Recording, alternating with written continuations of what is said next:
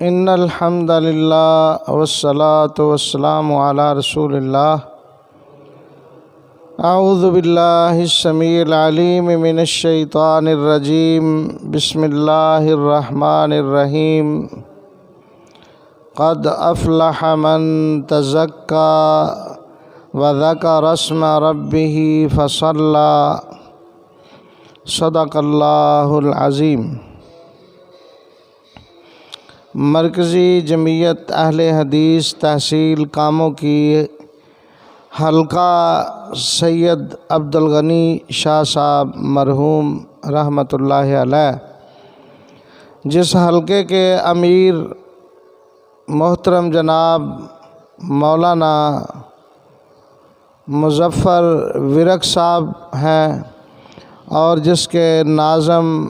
مولانا عبدالقیوم مدنی صاحب ہیں، اس حلقہ کی طرف سے چند منٹ کا یہ آج کا پیغام آپ کی خدمت میں پہنچانے کا ہمیں موقع ملا ہے۔ دعا ہے کہ اللہ ہمارا یہ پیغام ہماری نجات کا ذریعہ بنائے۔ قرآن کریم کی جو آیت مبارکہ میں نے تلاوت کی ہے، اس آیت مبارکہ میں اللہ رب العزت نے ایک بہت بڑی خوشخبری، بہت بڑا پیغام دیا ہے۔ قد افلح من تزکا، تحقیق کامیاب ہو گیا وہ شخص جس نے اپنے آپ کو پاک کر لیا۔ میں یہ سمجھتا ہوں کہ رمضان المبارک کی آمد پر اگر ہر انسان کتنا بھی گناہ گار ہو، وہ چاہے کہ میں اپنے آپ کو پاک کر لوں، دل سے ارادہ کر لے اپنے رب کو راضی کر لوں، گناہوں کی معافی مانگ لوں، رزق بھی پاک ہو جائے، میرا ہر معاملہ اللہ کی ذات کے ساتھ کلیئر ہو جائے، تو اس سے بڑا سنہری موقع اور شاید زندگی میں نہ مل سکے۔ جب انسان روزے کی حالت میں ہوتا ہے تو کوشش کرتا ہے کہ وہ اپنی زبان پر بھی کنٹرول کرے، کوشش کرتا ہے کہ وہ اپنی نظر پر، نگاہ پر بھی کنٹرول کرے، کوشش کرتا ہے کہ وہ اپنے کان پر بھی کنٹرول کرے، کوئی ناجائز بات نہ سنے، نہ ناجائز چیز کی طرف دیکھے، نہ ناجائز گفتگو کرنے کی کوشش کرے، اور نہ کسی ناجائز کام کی طرف اس کا قدم اٹھے، نہ کسی حرام اور ناجائز کام کی طرف اس کا ہاتھ اٹھے۔ جب روزے کی حالت میں اس کے ہاتھ پاؤں اور اعضاء سارے اس بات پہ کنٹرول کرنے میں کامیاب ہو جائیں کہ ہم نے اللہ کی نافرمانی میں نہیں چلنا، تو پھر اس کا متبادل کیا ہوگا؟ متبادل یہ ہوگا کہ وہ زبان سے اللہ کا ذکر کرے گا، کانوں سے اللہ کا قرآن سنے گا، وہ اپنے ہاتھوں سے کوئی صدقہ اور خیرات کرے گا، نیک کام کی طرف چل کے جائے گا، تو اللہ رب العزت اس کا ظاہر بھی پاک کر دیں گے، اس کا باطن بھی پاک کر دیں گے۔ اسی چیز کی ضرورت ہے۔ اللہ رب العزت کسی کی شکل و صورت دیکھ کر، کسی کا لباس دیکھ کر، کسی کا حسن و جمال دیکھ کر خوش نہیں ہوتے۔ اللہ رب العزت اس بندے پہ خوش ہوتے ہیں جو اپنا ظاہر بھی پاک کرتا ہے، اپنا باطن بھی پاک کرتا ہے۔ وہ تنہائی میں بیٹھ کر سوچتا ہے کہ مجھ سے کون سی غلطی ہو گئی جس پر میرا رب ناراض ہے۔ وہ کوشش کرتا ہے اپنے رب کو منانے کی، اپنے رب کو راضی کرنے کی۔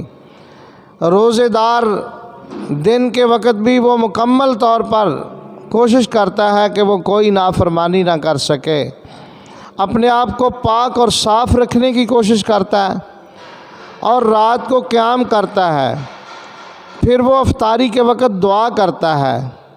پھر وہ سحری کے وقت خود بھی کھاتا ہے، دوسروں کو بھی کھلاتا ہے، قرآن کی تلاوت کرتا ہے، تو میں یہ سمجھتا ہوں کہ رمضان المبارک کی آمد پر ایک مومن آدمی جو ہے اس کے لیے رمضان کی راتیں ہوں یا رمضان کا دن ہو، ہر لمحہ اس کا عید کا لمحہ ہوتا ہے، خوشی کا لمحہ ہوتا ہے۔ وہ رمضان کے ہر لمحے کی قدر کرتا ہے اور ہر لمحہ اس کی کوشش ہوتی ہے اب بھی میرا رب میرے گناہ معاف فرما دے۔ کبھی استغفر اللہ ربی من کل ذنب واتوب الیک، کبھی یہ پڑھتا ہے، کبھی کہتا ہے لا الہ الا انت سبحانک انی کنت من الظالمین۔ کبھی وہ قیام کے دوران جب سلام پھیرتا ہے تو کہتا ہے اللہم انک عفو کریم تحب العفو فاعف عنا۔ کبھی افطاری سے پہلے وہ دعا مانگ رہا ہوتا ہے کہ اللہ یہ ساری نعمتیں تو نے ہی عطا کی ہیں، اور جب یہ سوچتا ہے کہ اس ہمارے معاشرے میں کچھ ایسے لوگ بھی ہیں کہ ان کے پاس پانی کا ایک گھونٹ بھی نہیں ہے افطاری کرنے کے لیے، کتنی تنگ دستی، کتنے فقر و فاقہ کی زندگی بسر کرتے ہیں، تو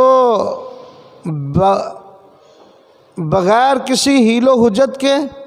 اس کے دل سے یہ آواز نکلتی ہے کہ اللہ میں تیرا کن الفاظ کے ساتھ شکریہ ادا کروں، تو نے مجھے اعلیٰ سے اعلیٰ نعمتیں افطاری کے وقت عطا کر دیں، میرے پاس شکریہ کے الفاظ نہیں۔ وہ صبح بھی شام بھی اللہ کا شکر گزار بندہ بن جاتا ہے۔ اور جب روزے دار اپنی بھوک کو دیکھتا ہے تو دوسرے بھوکوں کا احساس اس کے دل میں پیدا ہوتا ہے، اور وہ کہتا ہے کہ میں اب ضرور کھلاؤں گا بھوکوں کو اور غرباء مساکین میں تقسیم کروں گا۔ اللہ رب العزت اس طریقے سے قدم قدم پر اس کو توفیق عطا فرماتے ہیں اور وہ اپنے آپ کو پاک اور صاف کر لیتا ہے۔ جب عید کا چاند نظر آتا ہے تو واقعی اس کا نام اللہ رب العزت جنتی لوگوں کی صف میں شامل فرما لیتے ہیں، اور اس آیت کا وہ مصداق بن جاتا ہے قد افلح من تزکا وذکر اسم ربہ فصلی۔ اللہ رب العزت ہمیں ایسے خوش نصیبوں میں شامل فرمائے اور خاتمہ ایمان پر نصیب فرمائے۔ میں ایک مرتبہ پھر دعا کرتا ہوں کہ حلقہ سید عبدالغنی شاہ صاحب مرکزی جمعیت اہل حدیث تحصیل کاموں کی طرف سے یہ جو بہترین پیغام آپ تک پہنچایا گیا ہے، حضرت الامیر مولانا مظفر ورک صاحب اور ناظم اعلیٰ حضرت مولانا عبدالقیوم مدنی صاحب، اللہ رب العزت ان کو اجر عظیم عطا فرمائے اور ان کی کاوش کو اپنی بارگاہ میں قبول و منظور فرمائے۔ وآخر دعوانا الحمدللہ رب العالمین۔